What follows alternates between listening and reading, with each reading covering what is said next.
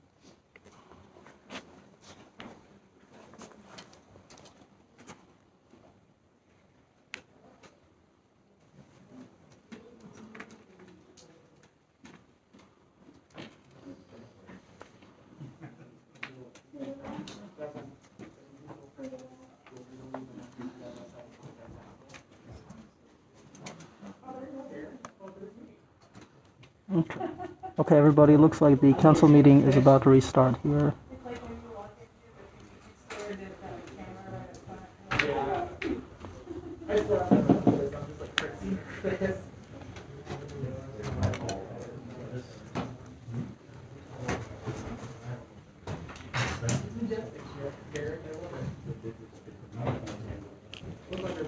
Thank you,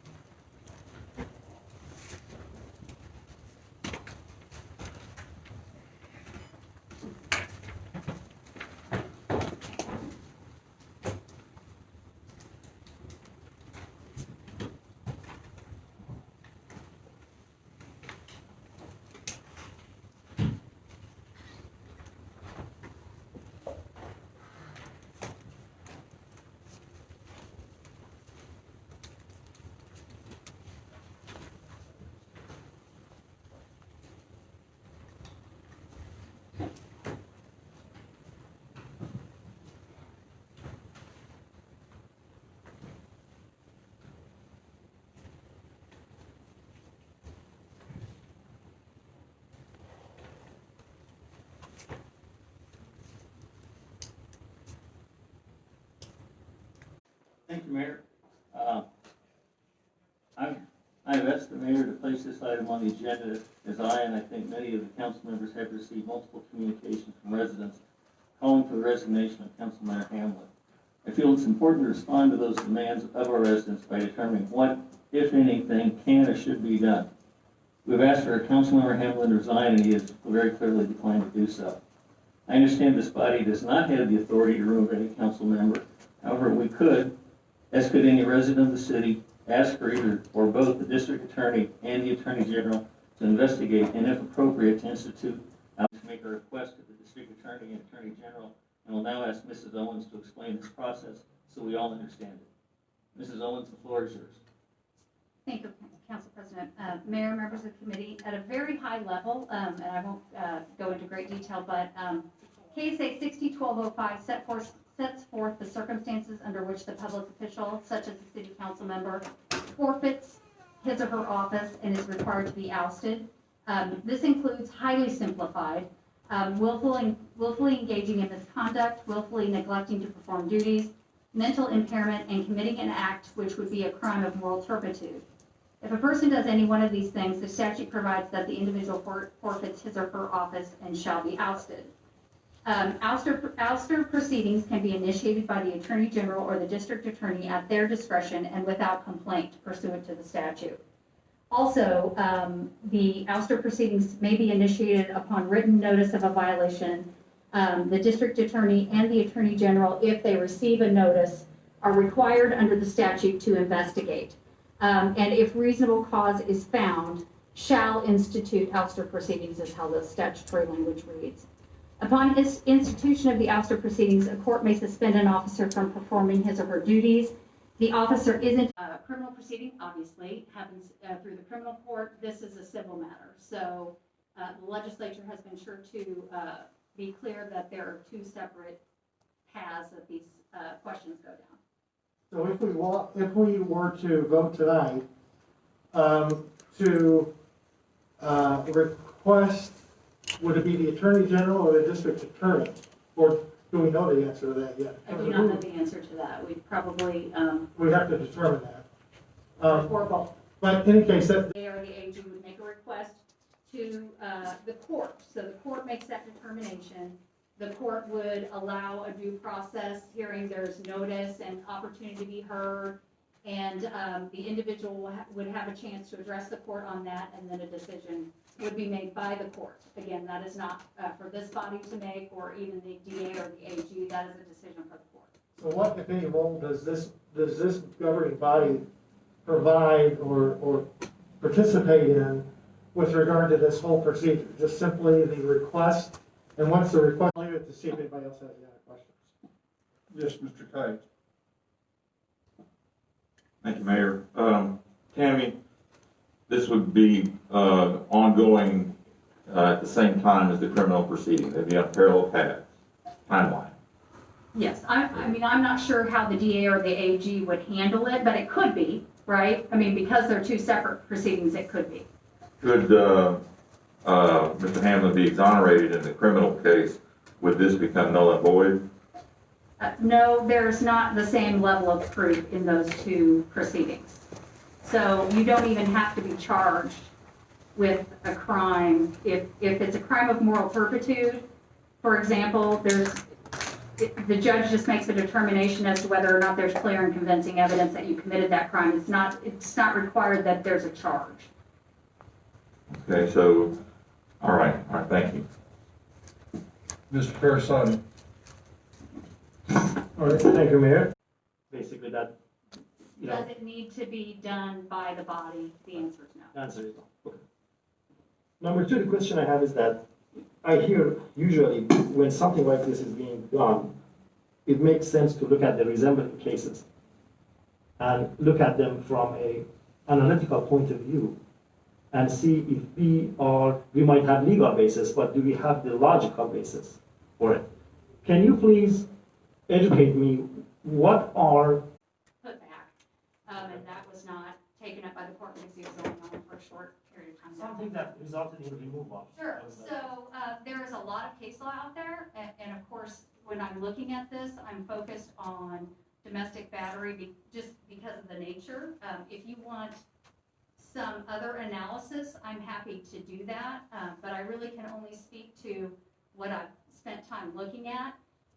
There is case law out there supporting the concept of domestic battery being a crime of moral turpitude. I think generally it's fact-driven, and so it would depend on the facts of the case, but I think the only court we found saying that it was absolutely not was Oklahoma, and the reasoning was, well, it wasn't really a crime not that long ago. So there is support for the concept out there. So this is what you call it, Class B misdemeanor? Is that what it was referred to, the charge? Did you find any case in that category that resulted in removal? There's no case law in Kansas that speaks to that, but yeah, I'm certain in the body of law that we've looked at. So nothing in Kansas? Correct. Right. Yes, there's not a good body of law in Kansas on any of this. Okay. So, and then what can, again, you knowing this better than probably anybody here, was there a case in Lee Summit that was? I'm unaware of a case in Lee Summit, but I wouldn't necessarily know that. That's Missouri. Right. So Right. I wouldn't have tracked that. Right. And if it's not reported in the case law, I wouldn't have looked Therefore, at there it. is no case in this class of charge which has caused ouster, as far as you know, in the state of Kansas. In the state of Kansas. Yes. Thank you. Mr. Lyons? Thank you, Mayor. Just to follow up, you mentioned Prairie Village. So could you just talk a little bit about the procedure they followed? Is the discussion we're having tonight the same discussing, starting that same procedure that Prairie Village followed in their situation? Councilmember Lyons, I will tell you that they have a little bit of a different process in that they have an ethics code, and my recollection is that they did an investigation and determined that there was an ethics violation, so they had that finding, and then they did take some action making a request. My recollection is that there were two things that happened that night, but we could get that information from. But once they sent the notification to the DA, then the process that we're discussing tonight would be the same process that Prairie Village followed. Is that, or That is that was correct. followed for that case? That is On correct. behalf of Prairie Village? Yes. And just to clarify, at the end, you indicated that they went to a certain point and ultimately that individual didn't get removed, but I thought the reason behind that was because his term was basically up anyway. Right, my recollection is the appellate court determined, and please don't hold me to this, but I can get you a copy of the case. The name of the case is Morrison, but my recollection is that the court determined the state Would agree to take it on and begin their proceedings. And then about how long does that typically last? Do we have any idea? I do not have any idea, I'm sorry. I think it happens relatively rarely, so I don't know what their time frame is. Okay, thank you. Mr. Scoop? Thank you. When we talked about case law, how long ago